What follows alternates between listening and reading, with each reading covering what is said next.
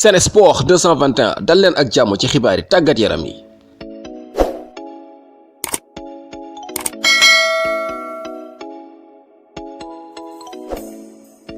dañuy dooree xibaar yi ak international sénégalais bii di Sidy Sarr di évoluer ci championnat bu France ak football club bi ñuy wax Nîmes.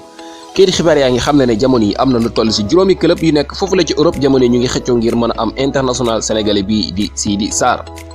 moom jeune milieu de terrain bi di Sidy Sarr jamono yi kii di xibaar yaa ngi xam ne ñii di waa FC Porto nekk ci Portugal ak ñaari club yi nga xamante ne ñu ngi ci championnat bu France ak yeneen ñaari club yi nga xamante ne ñu ngi ci championnat bu Russie ñu leen di wax CSKA Moscou ak Spartak Moscou jamono yi ñu ngi xeex bu metti ngir mën a am ki nga xamante ne moo di jeune milieu de terrain bi di Sidy Sarr. moom Sidy Sarr suñu sukkandikoo ci kii di xibaar ba jamono yi mu ngi ci Sénégal doon amal foofu ay vacances am te war a delluwaat foofu la ca France ngir préparer li nga xamante ne moo di saison bi ñu dëkkmal waaye comme ni leen ko waxee ci kii di xibaar bi FC Porto ak Spartak Moscou ak CSKA Moscou nekk foofu la ci Russie ak ñaari club yi nga xamante ne ñu ngi ci championnat bu France jamono yi ñu ngi xëccoo ngir mën a am ki nga xamante ne moo di Sidy Sarr. bañ jógee foofu dañuy dem ci beneen transfert moo di bu Kalidou Koulibaly ñëwati na ci kayiti xibaar bi gannaaw bi nga xamante ne ñii di waa Paris Saint-Germain tàggoo nañu ak seen capitaine bi di Thiago Silva gannaaw bi nga xamee ne contrat am jeex na jamono yi kayiti xibaar yaa ngi xam ne dugg nañu ci dossier wu kii di Kalidou Koulibaly xam nañu ne nag ñii di waa Manchester City duñu leen ko yombalal benn yoon gannaaw bi nga xamante ne ñii di waa UEFA tegg nañu daan yi leen tegoon fii ñu toll nii ñii di waa Manchester City ñu ngi def lépp lu ñu mën ngir mën a am ki nga xamante ni moo di Kalidou Koulibaly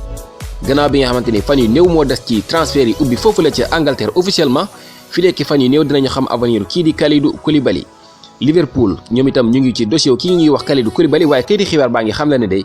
ñii di Reds ci amaguñu benn offre boo xamante ni amal nañ ko ngir mën a signé kii di international sénégalais bii ñii di waa Paris Saint-Germain nag pare nañu ngir xeex ak ñii di waa Manchester City ngir mën a am international sénégalais bii di Kalidou Koulibaly. Liverpool ak Sadio Mané yëkkati nañu li nga xamante ne moo di trophée Premier League bu Angleterre gannaaw fanweeri at ñii di Reds ci démb lañ ko amal ci jongante gi nga xamante ne doxoon na seen diggante ak Chelsea football club te ñii di Reds ci dóor Chelsea football club juróomi bal ci ñett 5-3 noonu la jongante gi jeexee ñii di Liverpool ñoo dóor ñii di Chelsea juróomi bal ci ñett gannaaw bi jongante gi jeexee nag ci la Reds yëkkati li nga xamante ne moo di trophée bu Premier League bu Angleterre gannaaw fanweeri at mu nekk seen fukkeel ak juróom-ñeenteel bi nga xamante ne ñii di waa Liverpool ñu ngi koy gagné foofu la ca Angleterre. bu ñu sukkandiku ci kii di xibaar bi di Vive Sport mu ngi xam ne lu toll ci fukki gaynde ak benn ni ki ren ji nekk nañu champion ci seeni club 11 Lions nekk nañu champion ci club yi nga xamante ni foofu la ñuy jongante ni ki ren jile. bokk na ci ñooñu la kii di Dame Diop nekk international sénégalais doon évolué ci deuxième division bu Turquie ak football club bi ñuy wax Hatay Sport ni ki ren ji gagné na li nga xamante ne moo di deuxième division boobule ni ki déwén mu war a joué ci première division bu Turquie. bu dee Mamadou Loum Ndiaye ak Mohamed Mbaye ñoom gagné nañu li nga xamante ne moo di championnat bu Portugal ak football club bi di FC Porto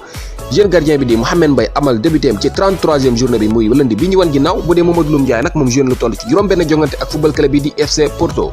bu dee kii ñuy tuddee leader technique nag di Sadio Mané nekk foofu la ca Liverpool moom itam gagné na championnat bu Angleterre ak football club am bii di Liverpool waaye bu dee Idrissa Gana Gueye nag ak Paris Saint-Germain gagné nañu li nga xamante ne moo di championnat bu France kii di Idrissa Gana Gueye gagné ñaareel bi yoon li nga xamante ne moo di titre championnat bu France. kii di Ousseynou Ba ak ki nga xamante ne moo di Pape Abou Cissé ñoom itam gagné nañu championnat bu Grèce ak football club bii di Olympiakos waaye bu dee ki nga xamante ne moo di Demba Ba ak football club bii di Istanbul Başakşehir gagné nañu li nga xamante ne moo di championnat bu Turquie kii di international sénégalais bi dugal lu toll ci fukki bal ak ñaar. Krépin Diatta ak Youssouf Badji ak kii di Mbaye Diagne gagné li nga xamante ne moo di championnat bu Belgique ak football club bii di FC Bruges waaye bu dee ki nga xamante ne moo di Stéphane Badji ak football club bii di Ludogorets gagné li nga xamante ne moo di championnat bu Bulgarie. kon lu toll ci 11 Lions ni ki ren jii di atum 2020 nekk nañu li nga xamante ne moo di champion ak seeni football club. mbokk yi loolu lañ leen amaloon fii ci tënkum xibaar seeni gis-gis mën ngeen ko bàyyi ci commentaire yi te ñu leen di fàttali ngeen subscribe ci seen bii di Sen Sport 221 the best sport channel.